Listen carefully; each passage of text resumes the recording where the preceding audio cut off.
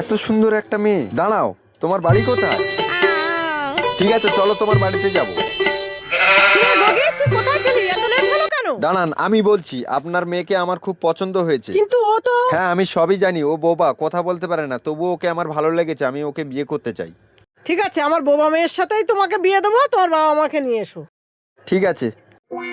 কি রে, তুই আমাকে কোথায় নিয়ে এসেছিস? এই বাড়ি নিয়ে বিয়ে করবি? আপনারা এসে গেছেন, আসুন আসুন, বসুন বসুন। এই গগি মেয়ে, এনাদের জন্য জল নিয়ে আয়।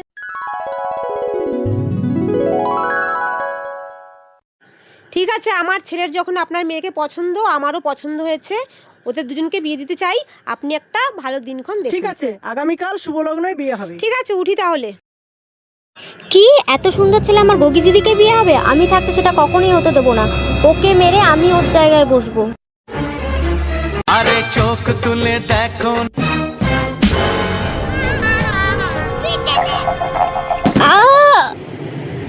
এই বড় এসে গেছে, বড় এসে গেছে। এইবার আমি দিদির মতন সেজে ছেলেটাকে বিয়ে করে নেবো, তাহলে কেউ বুঝতেই পারবে না। দাঁড়াও বাবা, আমার মেয়েকে নিয়ে আসছি। নাও, এবার শুভ দৃষ্টিটা হয়ে যাক। তুলে দেখো না কে এসেছে। আমি যে মেয়েকে বিয়ে করবো বলেছি সে মেয়ে না মা। কি বলছিস কি তুই? হ্যাঁ মা, তুমি দেখো। আপনার মেয়ের ঘোমটা তুলুন। কি ছোট মেয়ে তুই? তোর দিদি কোথায়? আসলে মা, এত সুন্দর ছেলে দেখে আমি লোভ সামলাতে পাইনি, তাই দিদিকে বেহুশ করে আমি নিজেই বউ সেজে চলে এসেছি। এ তো বিয়ে পাগল মেয়ে।